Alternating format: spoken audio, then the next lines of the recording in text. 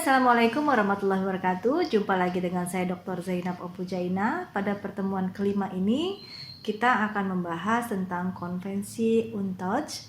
Tetapi sebelum saya memaparkan isi dari materi kita pada hari ini, sedikit saya akan ulas tentang pertemuan kita sebelumnya, bahwa Indonesia memiliki azas hukum pidana yang terkait dalam penegakan hukum pidana transnasional, yaitu azas teritorial, azas nasional aktif, azas nasional pasif, dan azas universal.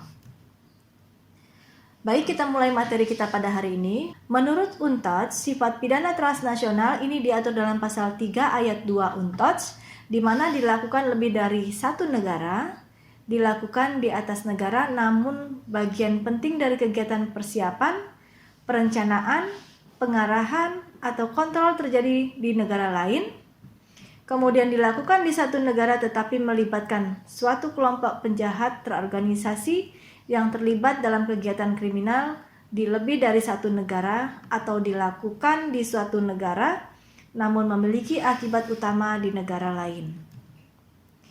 Klasifikasi UNTODS ini dalam konteks Konvensi PBB tentang tindak pidana transnasional atau United Nations Convention Against Transnational Organization Crime. Tindak pidana transnasional yang terorganisir itu diklasifikasikan antara lain tindak pidana atas kesetaraan, tindak pidana atas pencucian hasil tindak pidana korupsi, tindak pidana yang berkaitan dengan gangguan proses peradilan. Nah, dalam hal ini dapat kita ketahui bahwa Transnational Crime Organization ini merupakan trafficking crime, narkotik trafficking, human trafficking, kemudian film trafficking. Kemudian high touch crime, ini ada piracy, data breach, identity theft, dan financial crime, yaitu money laundering, bulk cash smuggling. Jenis tindak pidana transnasional atau internasional berdasarkan UNTODS yaitu United Nations Convention Against Transnational Organization Crime secara garis besar membahas tentang dua substansi, yaitu pertama kaidah hukum material substansial, yang kedua kedudukan atau kaidah hukum formal prosedural. Dalam kaidah hukum material substansial, yakni kejahatan-kejahatan sebagaimana dijumpai dalam pasal 5, 6, 8, 23 dan istilah-istilah kejahatan yang digunakan pada pasal 2 tentang yurisdiksi pasal 15 maupun hal-hal terkait dengan itu, kemudian ruang lingkup berlakunya konvensi pasal 3 dan prinsip perlindungan dan penghormatan atas kedaulatan negara-negara peserta atau pihak pada konvensi. Kedua, kaidah hukum formal prosedural, yakni tentang masalah-masalah prosedural, penanganan perkara yang meliputi kerjasama internasional antar negara-negara peserta konvensi, seperti ekstradisi, pemindahan narapidana, kerjasama timbal balik dalam masalah pidana, yang disebut juga dengan bantuan hukum timbal balik, ataupun pasal-pasal lain yang berkenaan dengan kerjasama internasional. Dari dua substansi tersebut, berdasarkan ruang lingkup berlakunya UNTODS pada pasal 3, ada 5 jenis tindak pidana transnasional, sebagaimana diatur dalam pasal 5, pasal 6, pasal 8, pasal 23, dan pasal 2 huruf B. Aturan Indonesia, di mana peraturan hukum Indonesia tidak semua mengatur kejahatan lintas negara atau transnasional dalam UNTODS, namun ada beberapa aturan hukum yang telah dimiliki Indonesia.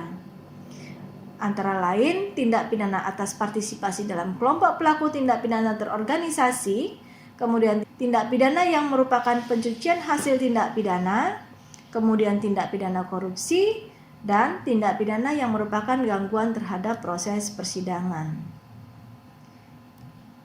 Tindak pidana yang merupakan pencucian hasil tindak pidana sebagaimana diatur dalam Undang-Undang Nomor 8 Tahun 2010 tentang TPPU atau tindak pidana pencucian uang, telah merumuskan perbuatan pemindahan kekayaan dengan maksud menyembunyikan atau menyamarkan asal-usul harta kekayaan yang diketahui patut diduga merupakan hasil tindak pidana pencucian uang.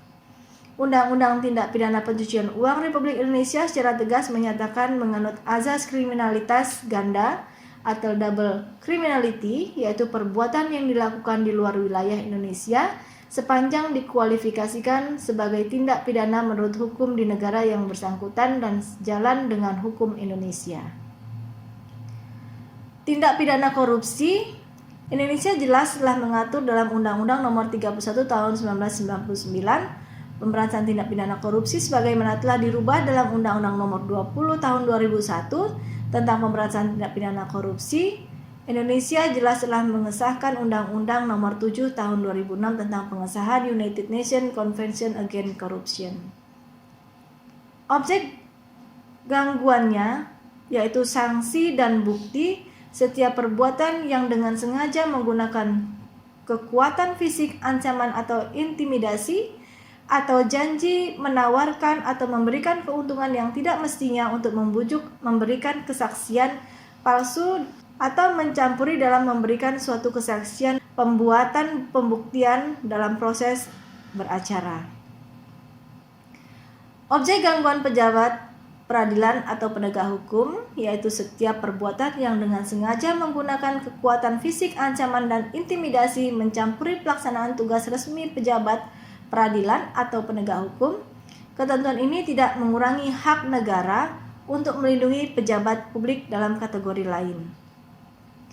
Kemudian ratifikasi Undang-Undang Republik Indonesia Nomor 5 Tahun 2009 tentang pengesahan United Nations Convention Against Transnational Organized Crime, Konvensi Perserikatan Bangsa-Bangsa menentang tindak pidana transnasional yang terorganisasi.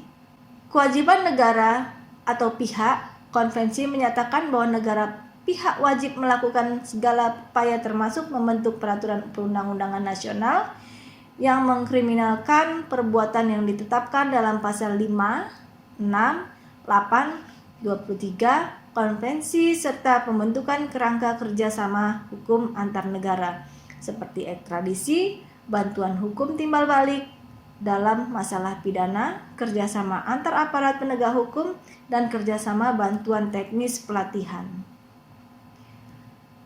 Baik, dari apa yang sudah saya sampaikan, saya akan menyimpulkan bahwa dalam konvensi PBB tentang tindak pidana transnasional atau United Nations Convention Against Transnational Organized Crime, tindak pidana transnasional yang terorganisasi itu dikualifikasikan menjadi 4. Yang pertama, tindak pidana atas kesetaraan, tindak pidana atas pencucian hasil tindak pidana korupsi, dan tindak pidana yang berkaitan dengan gangguan proses peradilan.